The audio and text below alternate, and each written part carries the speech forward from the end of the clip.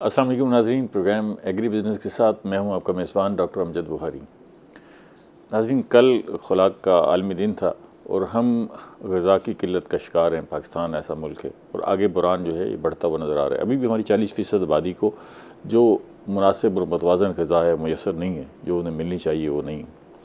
अब इसमें बड़ा कंट्रीब्यूशन जो है वो हमारे यहाँ आने वाले सैलाबों का भी है। अभी 2022 का जो सैलाब था उसके असरात नहीं ख़त्म हुए, उसके असरात जो है वो चल रहे थे कि इस साल का जो सैलाब आया है उसने बहुत ज़्यादा तबाही फेर दी है।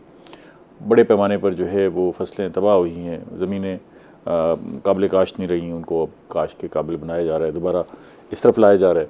इसके साथ साथ जो है वो असल मामला ये है कि गंदम की जो काश्त है वो सर पर खड़ी हुई है और बरानी इलाकों में तो वो शुरू हो जाती है 15 तारीख से, 15 अक्टूबर से, और फिर जो है जो हमारे आपाशी वाले इलाके हैं वहाँ भी यकम से गंदम की काश्त शुरू हो जाएगी।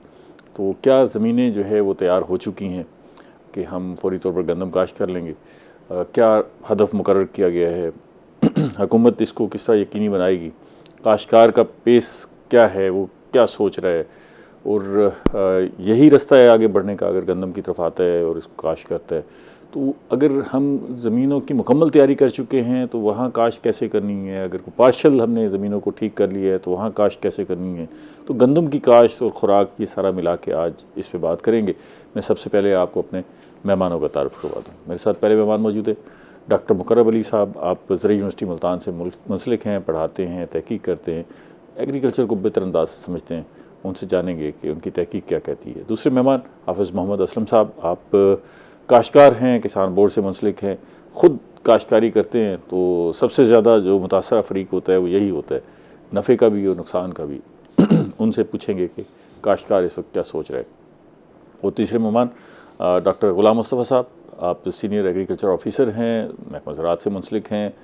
महकमा ज़राअत इस वक्त क्या कर रहे हैं, क्या सोच रहे हैं? उनके लिए भी ये बड़ा हदफ होगा कि किस तरह गंदम की काश्त यकीनी बनाई जाए और काश्तकार के मोराल को भी बुलंद रखा जाए और ज़मीनें भी ठीक की जाएँ। ये सारा मामला उनसे जानेंगे। बहुत शुक्रिया तीनों मेहमानों का। डॉक्टर साहब, क्या इतलात क्या हैं वैसे? अब जो आपके पास भी काश्तकार भी आते होंगे, स्टूडेंट्स भी आ रहे हैं, तो जो हमारे सैलाबी इलाके थे वहाँ पर ज़मीनों को दोबारा हमवार करने, बेहतर करने, काबिल काश्त बनाने के हवाले से क्या इतलात आ रही हैं आपके पास?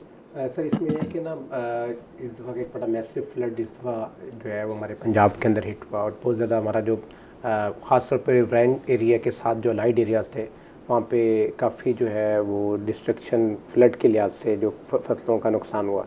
तो उसमें यह है कि फ्लड जहाँ पे दरियाओं के बिल्कुल साथ एडजेसेंट एरियाज़ थे वहाँ पे अब थोड़े से अभी प्रॉब्लम हैं कि कहीं भी पानी कहीं पे खड़ा हुआ है, बट जहाँ पे जो है दरिया का एरिया नहीं था और पानी ज़्यादा होने की वजह से यहाँ पे फ्लड गया तो वहाँ पे ज़मीनें जो हैं वो बेहतर हो गई हैं, खुश्क हो गई हैं। जी बिल्कुल, अब वतर अच्छा, उसमें वतर तो ऑलरेडी मौजूद हो गया, ये भी अच्छा हो गया कि नमी और रहेगी भी, पानी का इस्तेमाल भी कम होगा।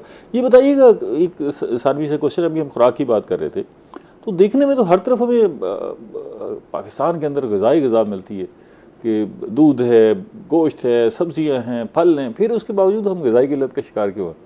बेसिकली सर जो है ना, गंदम जो है हमारी जो है वो स्टेपल फूड है और कोई भी कंट्री जो है उसमें उसकी जो 50% जो उसकी कम्युनिटी है उसका जो इन्हसार होता है अपनी ग़िज़ाई ज़रूरत की वजह से वो इन पल्सेस इन स्टेपल फूड्स के ऊपर है, सीरियल्स के ऊपर है, जिसमें अगर हम पाकिस्तान में हम गंदम हमारे लिए स्टेपल फूड है, अगर हम चाइना में जाएं तो वहाँ पे स्टेपल फूड जो है राइस है।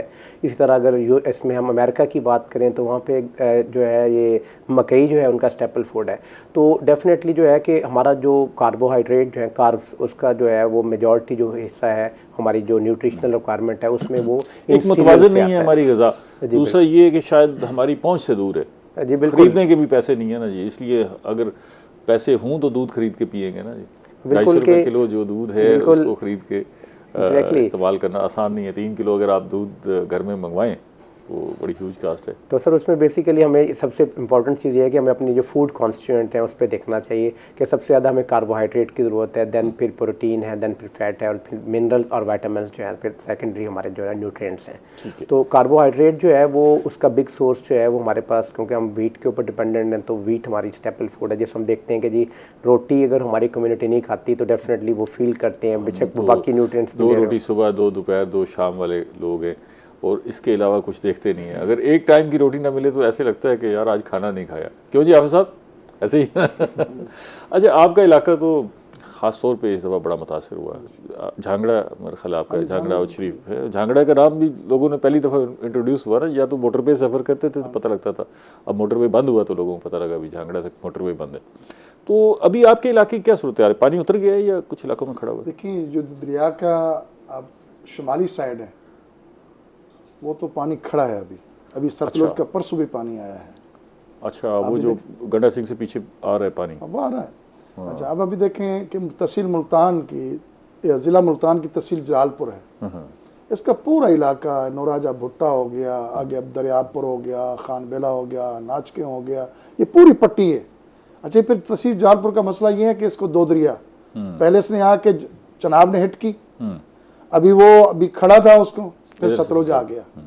और इस दफ़ा जो नुकसान हुआ, अभी शायद आप देखें कि जलालपुर की जो नौराजा भुट्टा साइड पर है, बहरहाल जो भी हिकमत अमली होगी, अब ये चीज़ें हम यहाँ बैठ के डिस्कस करें, करनी भी चाहिए।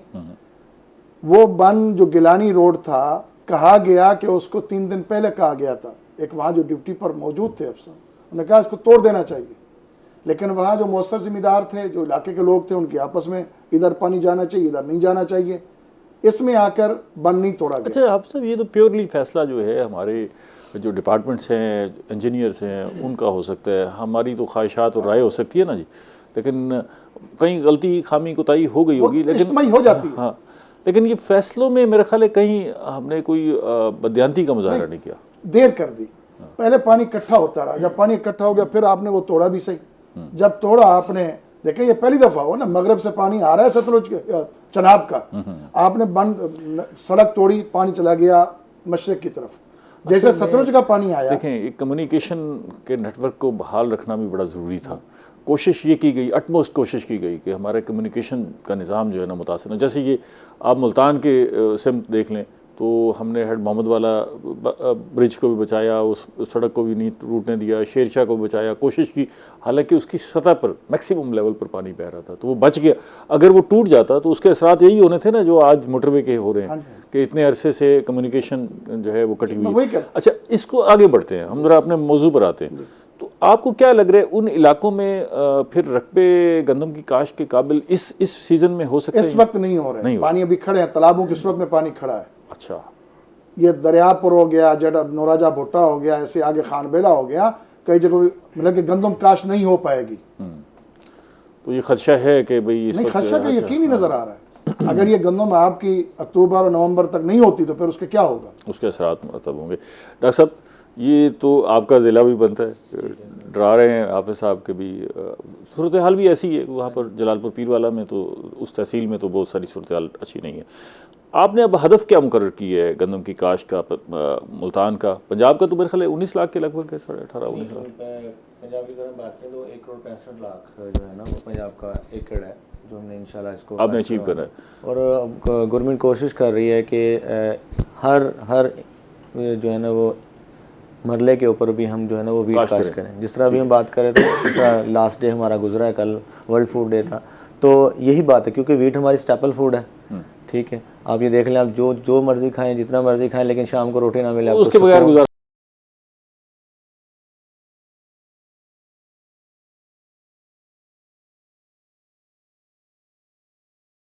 गंदम की बिजाई सर पर है, कैसे करनी है, फसलों की जो है उससे बराह रास्त किसान मुतासर होगा अगर आप फसल काश्त कर लेंगे। आगे बढ़ने का रास्ता भी यही गंदम की काश्त है। अगर किसान जो इस वक्त डूबा हुआ है, मुश्किल हालात का शिकार है, उसने अपने पैरों पर खड़ा होना है, आगे बढ़ना है, तो आप गंदम काश्त करेंगे तो वही हौसला देगी, आपको हिम्मत देगी और कुछ सपोर्ट भी फराहम करेगी और आगे बढ़ सकेंगे।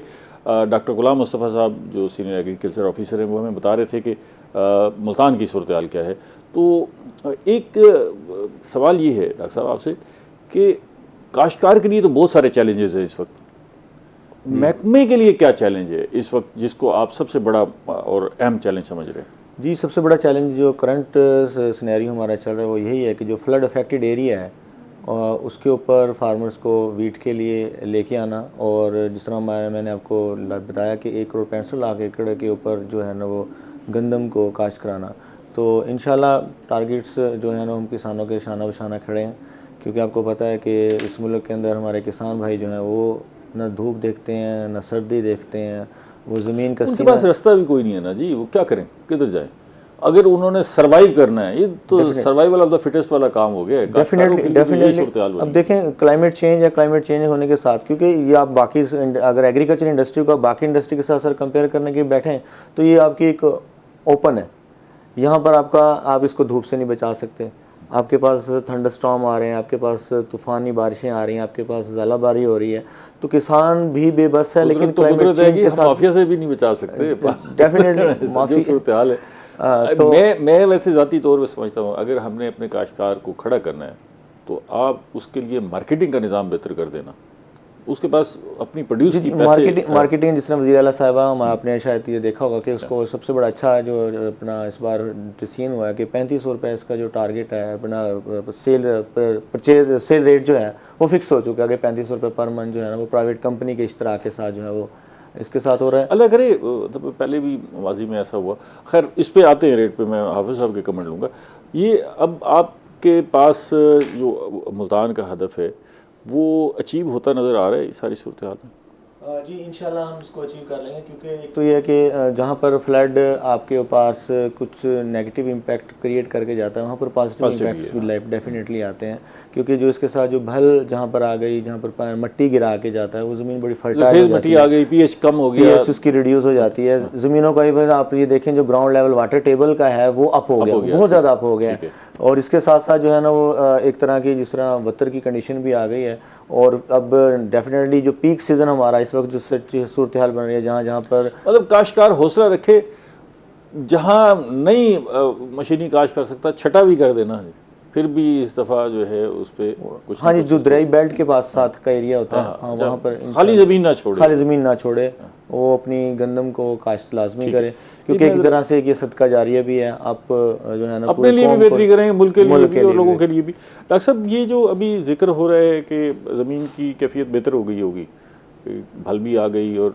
वाटर लेवल भी जो है वो अप हो गया, आप क्या समझते हैं कि अगर वाटर लेवल अप हुआ होगा तो मैक्सिमम या मिनिमम कितना हम उसको देख सकते हैं कि जी इसमें बेहतरी आ गई होगी, और भल के आने से फर्टिलिटी में क्या फ़र्क पड़ा होगा?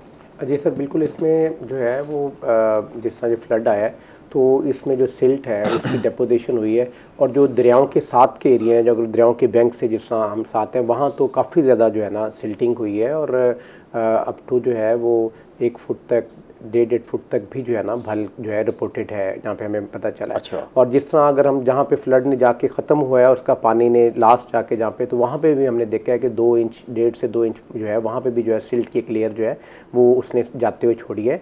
और सेकेंडली सर जिस तरह हमने पानी के लिहाज से बात की तो इससे एक तो ये ग्राउंड वाटर टेबल हमारा रिचार्ज हुआ है, और कंपैरेटिवली यहाँ पे भी वही इक्वेशन है कि जो दरियाओं के साथ जिस तरह हम दूर जाते हैं तो वाटर टेबल के अंदर जो है ग्रेजुअली जो है उसमें इंप्रूवमेंट आई है, दरियाओं के साथ बेहतरी आई है, ज़्यादा बढ़ा है। और जिस तरह जहाँ पे पानी जहाँ पे लास्ट जाके आप हिट किया जिस एरिया को, तो वहाँ पे जो है उसमें 1 से 2 फुट 2 से 3 फुट जो है पानी का ग्राउंड वाटर टेबल लेवल बेहतर भी हुआ है।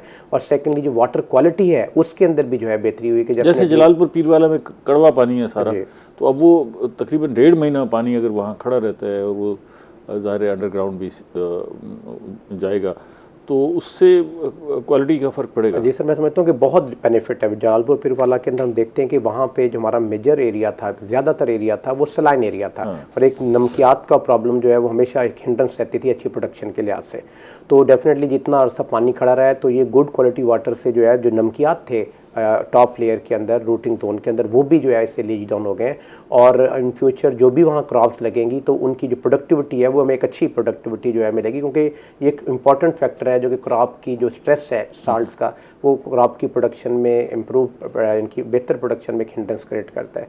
सेकेंडली सर ये है कि जिससे हम बात कर रहे हैं कि डेफिनेटली अगर हम मुल्तान डिस्ट्रिक्ट के लिहाज से बात करें तो डेफिनेटली हमारे पास जो जलालपुर पीरवाला का जो हमारे पास एरिया है वहाँ पे वाकई ही एक अभी पैथेटिक कंडीशन है। और पानी के सोइंग के लिहाज से अगर हम देखें तो वहाँ पे कुछ हमारे कंसर्न्स हैं कि वहाँ पे जो सोइंग है वो हमें वेट भी करना पड़ेगा, और सेकेंडली ये है कि वहाँ पे सोइंग जो है डिले भी होगी। बट अगर हम ओवरऑल पंजाब के लिहाज से बात करें तो मेजॉरिटी एरियाज़ के अंदर जो पानी है वो ड्रेन हो गया है, और डेफिनेटली जो है कि मैं समझता हूँ कि मॉइस्चर भी बड़ा ऑप्टिमम है। और जिस तरह इस दफ़ा का मौसम देख रहे हैं तो बड़ा हम देखते हैं कि ग्रेजुअल हमें एक डिक्रीज नज़र आ रहा है टेम्परेचर में, और अब हम एक्सपेक्ट कर रहे हैं, जैसा मेरा क्लाइमेट चेंज है, देख रहे हैं कि इस दफ़ा हम एक हार्श विंटर भी सीज़न जो है हम एक्सपेक्ट कर रहे हैं, जिसमें टेम्परेचर जो है वो नीचे रहेंगे। तो इसमें मैं समझता हूँ कि जितना जल्दी हम जो है गंदम की सोइंग जहाँ पे वेदर कंडीशन अवेलेबल है, और 1 नवंबर से अगर हम अपनी सोइंग को स्टार्ट कर देते हैं जो हमारे आपाश इलाके हैं, तो वहाँ पे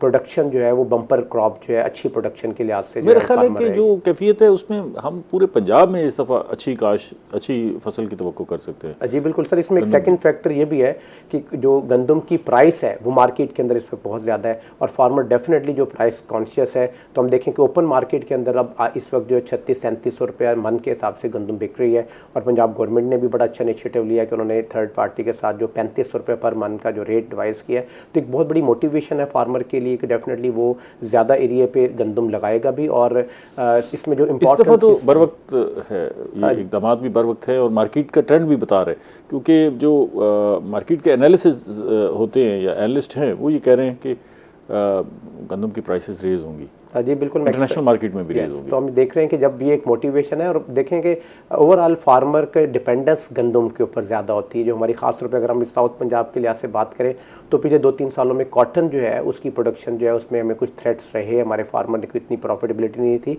बट गंदम में हमारे जो अच्छे ग्रोअर हैं, हमारे नॉर्मल ग्रोअर हैं, वो 45 से 50 मन पर एकड़ जो है वो प्रोडक्शन लेते हैं। और डेफिनेटली जिस तरह मार्केट प्राइस अच्छी है तो हम एक्सपेक्ट करें कि ये एक हमारी कैश क्रॉप है, और अच्छी फार्मर जो है उसके जो है वो प्रोडक्टिविटी अच्छे रिजल्ट्स मिल सकते हैं। अब सब किसान क्या सोच रहे हैं इस सारी सूरत हाल में? आपका रब्ता है किसानों से भी, और वो देख रहे हैं कि सारी सूरत हाल क्या है? मुहर्रिम मोहतरम, इस वक्त किसान जो तो सैलाब ज़दा इलाके हैं उनके पास सकत नहीं है, जहाँ ये डॉक्टर साहब मोहतरम बता रही है चीज़ें ठीक हैं, लेकिन उस ज़मीन को लेवल करना उनके पास, हर एक के पास ट्रैक्टर अपना नहीं।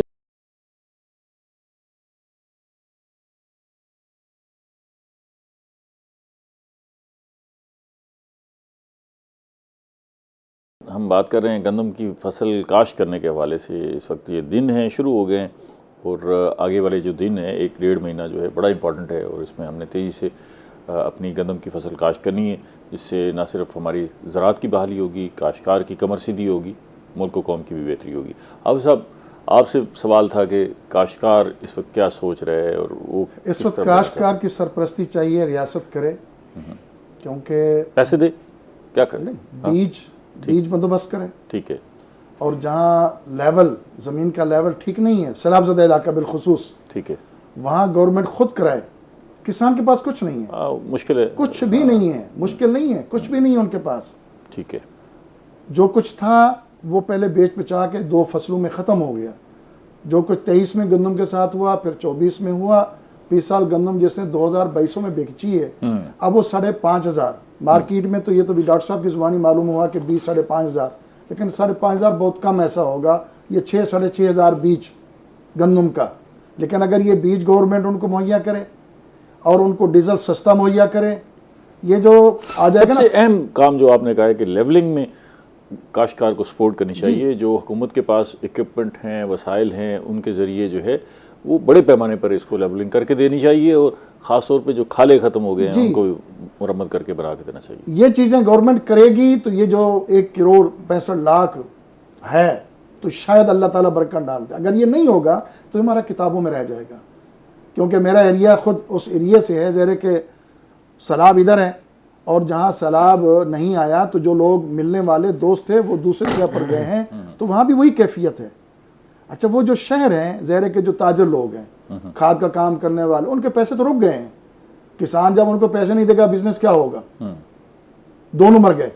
तो इस वजह से मेरी ये दरख्वास्त भी है, और रियासत पंजाब गवर्नमेंट बिलखुसूस बीबी मरीम नवाज साहबा कोई ऐसी पॉलिसी अपनाएं कि जो हर बंदे तक ये सहूलत पहुँचे। एक ज़मीन का लेवल, दूसरा बीज और खाद, क्योंकि खादें बज़ाहिर सब्सिडी की बात तो आ रही है, लेकिन उसमें क्या होगा? पैसे होंगे तो होगा ना।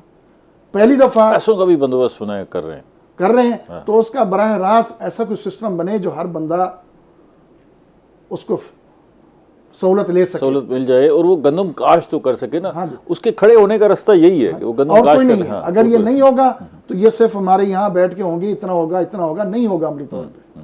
किसान थक चुका है, 3 साल से किसान थक चुका मुश्किल है। सूरत हाल का शिकार है। डॉक्टर साहब से जरा इस पे पॉइंट ऑफ व्यू लेते हैं। डॉक्टर साहब, ये किसान कार्ड एक ज़ाहिर है एक बड़ा जी रास्ता है। मैंने हाफिज़ साहब की बातें सुन ली। देखें रियासत के इस बार जो है ना बड़ी, बल्कि जब से ये हमारी सीएम साहब आई हैं, आप देखें उन्होंने काफ़ी इनिशिएटिव लिया है ना। अगर हम एग्रीकल्चर के पॉइंट ऑफ व्यू से बात करें तो इससे सबसे पहला तो ये जो अपना जिन किसान का जो कार्ड है उनके अंदर अगर आप 15 नवंबर जिस तरह आज की डेट है, 15 अक्टूबर तक अगर आप पैसे शिफ्ट करते हैं या 30 अक्टूबर तक शिफ्ट करते हैं तो विद इन 24 आवर्स आपके पास नेक्स्ट क्रॉप के लिए आपका जो है वो आपका जो लोन है वो आ जाता है। वो जो लोन नहीं है वो बेसिकली वो एक हेल्पिंग हैंड मिल जाता है फार्मर को, उसके ऊपर कोई लोन अप्लाई आपको करना नहीं पड़ रहा होता। एक तो ये है। दूसरा 5,92,615 जो हैं वो सीड के जो थैले हैं वो पंजाब सीड कॉरपोरेशन के पास अवेलेबल हैं। हमारा बड़ा अच्छा बीज होता है ये, इसका आगाव भी है, ठीक है। हाफिज़ साहब इस बात को वेट करेंगे कि ये हमारे पास ये अवेलेबिलिटी होगी। तीसरी बात जिस तरह उन्होंने खाद के बारे में कहा, तो खाद के बारे में भी जो वो ऐलान हो गया है सीएम साहब की तरफ से कि इंशाल्लाह उम्मीद है कि उसके ऊपर भी डीएपी के ऊपर खास कर जो फंड जो है ना वो सब्सिडी जो है वो प्रोवाइड हो रही है। और मार्केटिंग के लिहाज से वो थर्ड पार्टी के ज़रिए वो 3500 का वो आपने सुनी लिया है, वो ऐलान हो गया उसके बारे में। तो इस तरह जो है वो काफ़ी इस दफ़ा सपोर्टिव भी हैं, गवर्नमेंट भी बड़ी है और डिपार्टमेंट भी बड़ा कॉन्शियस है। और हमारी इवन जो है वो फार्मर ट्रेनिंग प्रोग्राम्स जो हैं वो बड़े अग्रेसिवली स्टार्ट हो गए, हमारी कंपेन स्टार्ट हो गई हैं, सोशल मीडिया के ऊपर हमारी बड़ी कंपेन्स हैं। इवन हमारा ये टारगेट है कि हम गवर्नमेंट्स की जहाँ पर कोई लैंड अवेलेबल है उसको हम खाली ना छोड़ें। एक मरला भी हमने इस दफ़ा इंशाल्लाह से खाली नहीं छोड़ना और we will try our best कि इंशाल्लाह हम 1,65,00,000 का जो टारगेट है इंशाल्लाह इसको अचीव करेंगे। ये एग्रीबाल से भी कुछ रिजल्ट्स आने शुरू हुए हैं, मुल्तान का तो मेरे ख्याल शुरू होना है, इर्द गिर्द जो है वो शुरू जी। उसकी अभी अपना सीएम साहिबा का होप्स हो कि इस महीने के एंड के ऊपर उसकी जो है वो इनाग्रेशन हो जाए। और उसकी तरफ से भी मालूम विजिटिंग हो रहे हैं, मैं भी ऑफ एंड ऑन वहाँ पर विजिट करता हूँ। नवाज शरीफ यूनिवर्सिटी से भी लोग आते हैं, वहाँ पर स्टूडेंट्स भी आते हैं, हमारे फार्मर्स भी इसको विजिट कर रहे हैं।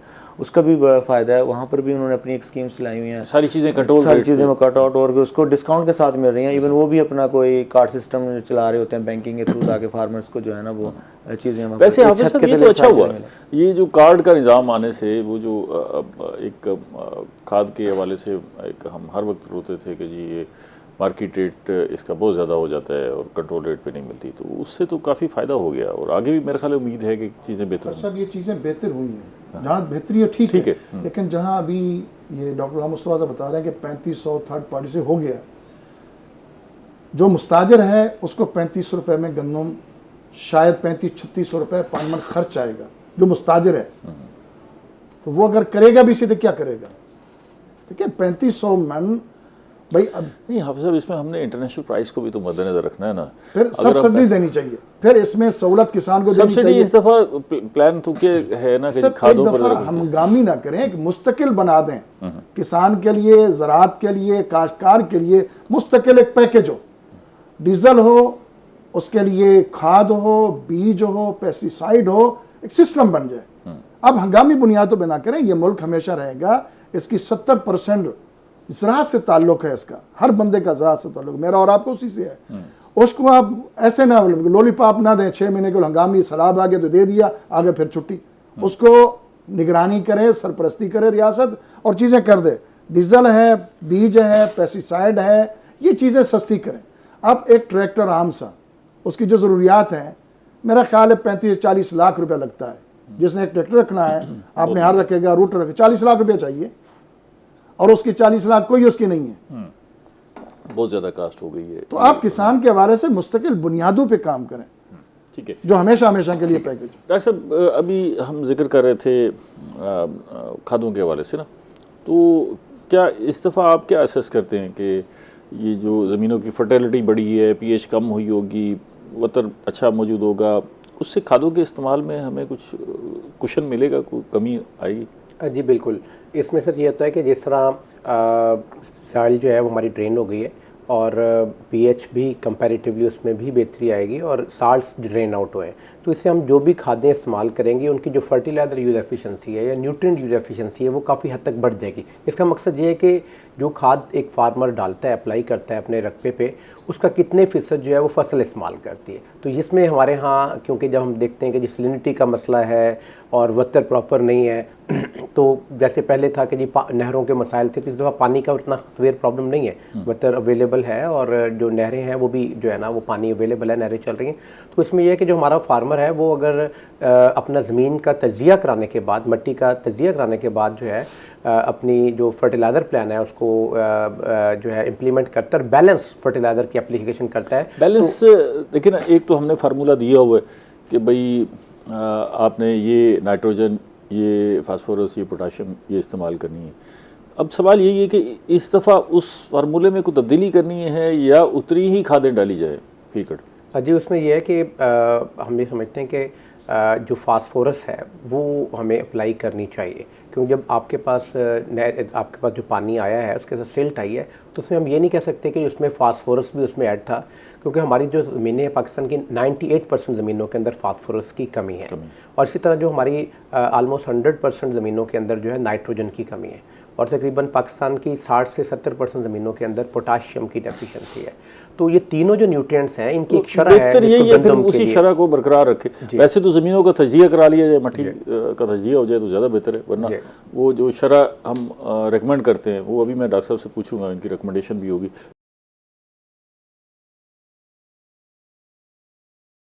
आपको बता रहे हैं गंदम की काश्त करनी है तो कैसे करनी है और कैसे आगे बढ़ना है। डॉक्टर गुलाम असद साहब, ये अभी डॉक्टर साहब जिक्र कर रहे थे, यही सवाल आपसे बड़ा इंपॉर्टेंट है कि गंदम का हमने एक फार्मूला दिया हुआ है कि जी इतनी नाइट्रोजन, इतनी फास्फोरस, इतनी पोटाशियम इस्तेमाल करनी है। उस फार्मूले को एज इट इज़ हमने अप्लाई करना है और वो क्या है? जी, बेसिकली हमने ज़मीनों को पहले, जिस तरह ना डॉक्टर साहब ने बताया आपको कि इसको सॉइल टेस्टिंग बहुत ज़रूरी है ना, कि आप ज़मीन का अपनी का तज्जिया करा लें, और ये कोई इतना वो नहीं होता, 5-10 रुपये आपके चार्जेस होते हैं, इसके कोई ज़्यादा नहीं होते। और इसके ऊपर यह है कि उस लिहाज से हमने इसकी डिवीजन की होती है कि हमारी जो है वो कमज़ोर ज़मीन, दरमियाने और ज़रखेज़, जो हमारी कमज़ोर ज़मीनें होती हैं वहाँ पर हम 2 बोरी DAP, 2 बोरी यूरिया और 1 बोरी पोटाश की ना रिकमेंडेशन हमारी वो डालते हैं। अगर हमारी औसत ज़मीन है तो हम 1.5 बोरी DAP, 2 बोरी यूरिया और 1 बोरी पोटाश वहाँ पर रिकमेंड कराते हैं। और अगर हमारी ज़मीन जो है वो बड़ी अच्छी है, फर्टाइल है, तो वहाँ पर हम 1.5 बोरी DAP और 1.5 बोरी यूरिया और 1 बोरी पोटाश। बेसिकली जो बैलेंस यूज़ ऑफ फर्टिलाइज़र है ये बहुत ज़रूरी है। बैलेंस में खासकर अगर हम गंदम के बारे में बात करें, हम इस तरह कहते हैं कि जितनी आपने फास्फोरस डालनी है सर, उतनी ही आपने इसमें नाइट्रोजन डालनी है, यूरिया डालनी होती है। हमारे कुछ फार्मर जो हैं वो क्या करते हैं, वो यूरिया का इस्तेमाल तो करते हैं लेकिन DAP इस्तेमाल नहीं कर रहे होते। DAP जो है वो आपकी प्राइमरी रूट्स बनाने के लिए, एक वक्त तो ऐसा था कि DAP मिल नहीं रही थी, हम लोगों को ये सजेस्ट करते थे कि अब DAP नहीं मिल रही तो करना क्या है। ना, DAP के साथ साथ नाइट्रोफास भी अवेलेबल है ना, अब नाइट्रोफास लग रही है, लेकिन अब तो अबंडेंट क्वांटिटी पड़ी है, खाद की कोई इशू नहीं है। आप अगर जितनी हमारे पास रिक्वायरमेंट, अगर हम उसका डबल भी यूटिलाइज करना चाहें तब भी हमारे पास जो है ना वो बल्क क्वांटिटी के अंदर मौजूद होती है। तो इसके साथ साथ जो है वो हमें जो है ना वो जिंक का इस्तेमाल और बोरान का इस्तेमाल भी जो है ना वो लाजमी करना चाहिए, क्योंकि वक्त गुजरने के साथ साथ कुछ ऐसे ये एलिमेंट्स जो खासकर जिंक और बोरान है, इसकी भी जो है ना वो ज़मीनों के अंदर जो है वो कमी आना शुरू हो गई है।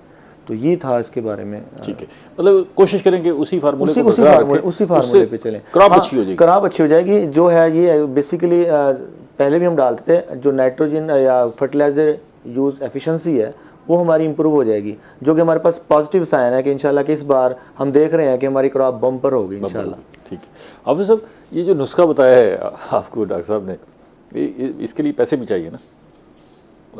1 बोरी है, 1.5 बोरी है, 2 बोरी है, जो भी है, DAP डालनी है आपने, नाइट्रोजन डालनी है, पोटाश डालनी है, पैसे चाहिए। तो अभी काश्तकार हौसले के साथ खड़ा हुआ है और इस सारी सूरत हाल में मैं बार बार इसलिए कह रहा हूँ कि उसके पास आगे बढ़ने का तो रास्ता यही है ना। आप इस वक्त जो है सजेस्ट क्या कर रहे हैं अपने काश्तकार को और ख़ुद क्या असेस कर रहे हैं? वर्षा मोहतरम, ये तो हम यहाँ बैठ के काश्तकार नहीं स्टैंड कर, काश्तकार परेशान है। ये जो अखराजात मतलब कि जैसे डॉक्टर साहब ने कहा है, भाई नाइट्रोजन भी चाहिए, फास्फोर भी चाहिए, जिंक भी चाहिए, पोटाश भी चाहिए, सारी चीज़ चाहिए ना, कैसे चाहिए, कौन करेगा मुहैया? जब आप दुकानों पे जाते हैं तो वहाँ रेट ज़रा पूछें, मतलब कि उनके रेट 16-16 हज़ार, 25-25 हज़ार, 25 किलो का बैग है तो उसका रेट आप देख लें। ये सारी चीज़ें पैसों से चाहिए। और किसान देखें, जो आप आम काश्तकार है, जो 1 मुरब्बे वाला है, 10 किले वाला है, 15 किले वाला है, 20 किले वाला है, ये आपका ज़्यादा काश्तकार है। जो बड़ा काश्तकार है उनके पास तो ठीक है, महकमा ज़राअत रहनुमाई भी करता है, वहाँ जाके उनकी वर्कशॉप भी होती हैं। तो मेरी ये दरख्वास्त है डॉक्टर साहब के ज़रिए, डॉक्टर साहब क्योंकि इसमें दिलचस्पी रखते हैं, डॉक्टर साहब मुस्तफ़ा साहब खुद जाके, ये छोटा जो काश्तकार है ना इस दफ़ा फार्मर, उनके डेरों पे जाएँ, उनके साथ जाके वक्त लगाएं, उनको हौसला दें, उनको तरबियत दें और उनको ये सारी चीज़ें कराएं। उसका तो डेरा है नहीं छोटे काश्तकार का, डेरा बड़े ना हो, डेरे पे छोटे काश्तकारों को बुलाते हैं, वही बुलाते हैं, झुग्गी पे चले जाएं, झुग्गी पे चले जाए। ठीक है, हर सब झुग्गी पे चले जाएं। अच्छा देखिए, एक बात तो बड़ी यकीनी है, और ये रहनुमाई मिलेगी तो काश्तकार खड़ा हो अच्छा जाएगा। ये बात तो यकीनी है कि काश्तकार को हम और मदद नहीं फराम कर सकते कि भाई वो उसको पैसे देंगे हर महीने वो खड़ा, उसका रास्ता तो सिर्फ यही है कि ये अपनी फसलों की तरफ वापस जाएगा और वहीं से उसको अल्लाह ताला नवाजेगा और फिर वो अपने पैरों पर खड़ा हो जाएगा। तो मेरा ख्याल है कि काश्तकार को चाहे कर्ज भी लेना पड़े इस दफ़ा खाद के लिए किसी और, चाहे वो हुकूमत से लेना पड़े, चाहे वो बाहर से कहीं से लेना पड़े, तो ये उसके पास एक बेहतरीन मौका है कि गंदम ही उसे दोबारा अपने पैरों पर खड़ा कर सकती है। हमें ये मैसेज पास ज़रूर करना चाहिए कि काश्तकार जितनी तगोदो कर सके अपनी ज़मीनों की जल्द अज जल्द बहाली करे और जल्द अज जल्द जो है इसी में थोड़ी सी अमेंडमेंट बुखारी साहब आप कर लें। ये तो हमें हौसला देना चाहिए कि काश्तकार के अलावा और कोई रास्ता नहीं है। और ये भी मैं काश्तकार से कहूँगा कि ये काश्तकार अपने लिए नहीं करता, हर काश्तकार के घर की कितनी ज़रूरत होगी, 10 मन, 15 मन, 20 मन। असल काश्तकार जो है वो खिदमत करता है मुल्क की, सही अवाम की। तो हम उनसे ये कहेंगे कि भाई वो इस खिदमत के जज्बे से काश्तकारी की तरफ आए, लेकिन रियासत से हम ये दरख्वास्त करेंगे कि वो काश्तकार की सरपरस्ती करे, उसकी खिदमत को तस्लीम भी करे कि ये वो खिदमत कर रहा है। और ये सच्ची बात ये है कि वो खामोश मुजाहिदीन है। वो जहाद तो हर सूरत में होता है ना, ये भी जहाद है कि जी वो लोगों की हमारी जो अगर खुराक की ज़रूरत पूरी कर रहे हैं और तमाम ये शहर वाली आसाइशें छोड़ के, मतलब ज़मीनों में खड़े होके उनको वहाँ पर काश करना, पानी लगाना, धूप में खड़े होके कटाई करना। वो शहर वाला कोई बंदा जाके सिर्फ 10 मिनट के लिए गंदम की कटाई करके दिखा दे तो उसे अंदाज़ा हो जाए कि भाई ये किस अज़ियत से गुजरते हैं और किस मुश्किल हालात से गुजर के आगे बढ़ते हैं। डॉक्टर साहब, ज़मीन की तैयारी के हवाले से कोई रिकमेंडेशन? अभी प्रोग्राम के आखिरी लम्हात है ना, मैं ज़रा चाहता हूँ कि भी काश्तकारों को ख़ास तौर पे आपाश इलाकों में बता दें कि वहाँ तो काश्त फौरी शुरू हो रही है और जो हमारे बरानी हैं उन पर तो कल से शुरू हो गई। तो सर मैं यहाँ पे थोड़ा सा ऐड करना चाहूँगा कि गंदम की जो है बेहतरीन और अच्छी पैदावार के लिए हमें 3 से 4 चीज़ों का बहुत ख्याल रखना पड़ेगा, और जिसके लिहाज से जो है वो मैं पहले मैं इनका जिक्र करता हूँ, फिर थोड़ा सा डिस्कस करूँगा कि हम क्या करने जा रहे हैं। यूनिवर्सिटीज़ और जो है ना डिपार्टमेंट किस तरह जॉइंट वेंचर पे काम करेगा। तो सबसे पहले तो सर ये है कि बर वक्त जो है ना फसल की बुआई, इस जो है इसका कोई नेमल बदल नहीं है। आपके नोटिस में जिस तरह अब इस दफ़ा एक्सपेक्टेड है कि मौसम आगे बढ़ेगा, आगे टाइम गुजरेगा तो हमारा जो टेम्परेचर है वो कम होगा, और डेफिनेटली जो है गंदम की काश्त के लिए बेहतरीन जो वक्त बुआई का है वो 1 नवंबर से लेके 15 नवंबर 20 नवंबर तक है बेस्ट टाइम। इसमें जो गंदम की मैक्सिमम बुआई जो है हमें टारगेट करना चाहिए, क्योंकि अगर 20 नवंबर के बाद हम एक दिन भी गंदम की बुआई को लेट करते हैं तो 20 से 25 किलोग्राम अप टू 30 किलोग्राम एक दिन लेट करने से ज़मींदार की जो फी एकड़ पैदावार है उसमें कमी आना शुरू हो जाती है एक दिन के हिसाब से।